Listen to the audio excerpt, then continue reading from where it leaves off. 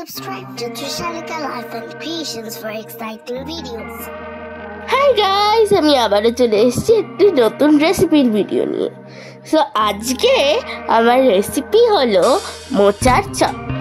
প্রথমেই আমি সেদ্ধ করা মোচাগুলো নিয়ে ভালো করে একটুখানি স্ম্যাশ করে নেব।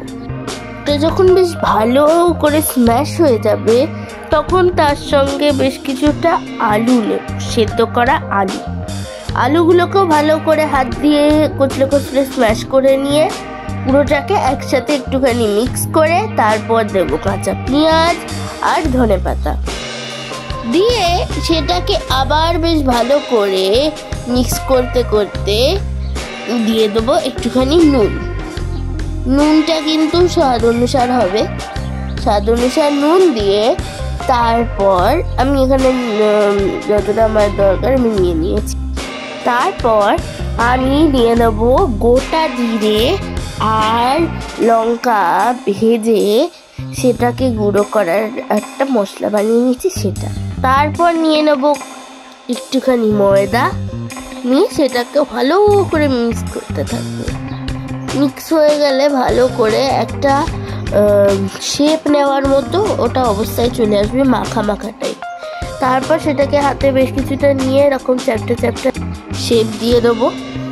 দিয়ে তারপর আমার যতগুলো দরকার সেই কটা বানিয়ে নিয়ে তারপর একটা বাটিতে নেব বেশ কিছুটা বেসনটা আমার 3-4 চামচ এরকম নিয়েছি বেসনটা।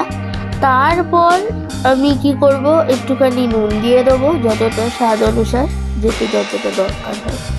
তারপর আমি দিয়ে দেবো কালো জিরে দেওয়ার পর একটুখানি খাবার যে সোডা হয় সেই খাবার সোডা দিয়ে দেবো। দিয়ে ভালো করে মিক্স করব বেশ কিছুটা। যখন সব কিছু ইভেনলি স্প্রেড হয়ে যাবে একসাথে তখন জল দিয়ে ভালো করে এটাকে ফেটাতে থাকবো। পুরো মিক্স হয়ে একদম স্মুথ বানাতে হবে এটাকে। তো ভালো করে মিক্স করতে করতে একদম যতক্ষণ না স্মুথ হয় ঠিক এরকম ততক্ষণ মিক্স করতে হবে। যখন একটুখানি এরকম একদম পারফেক্টলি স্মুথ হয়ে যাবে তখন সেটার মধ্যে যে চ্যাপটা বড়াগুলো বানিয়েছিলাম সেগুলো ভালো করে কোট করে তেলে ছেড়ে দিতে হবে।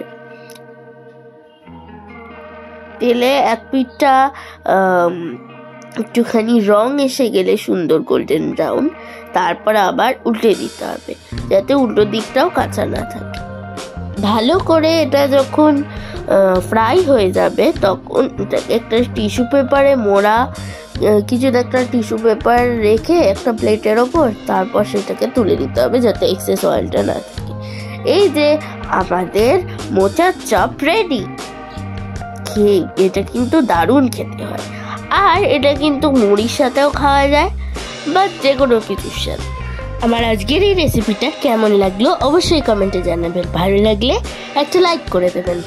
যদি আমার চ্যানেলে নতুন হয় চ্যানেলটিকে সাবস্ক্রাইব করে দেবেন, আর অবশ্যই বেল বাটনটা টিপতে কিন্তু ভুলবেন না যাতে আমাদের এই ভিডিওর আপডেট সবার আগে আপনার কাছেই পৌঁছায়। ধন্যবাদ।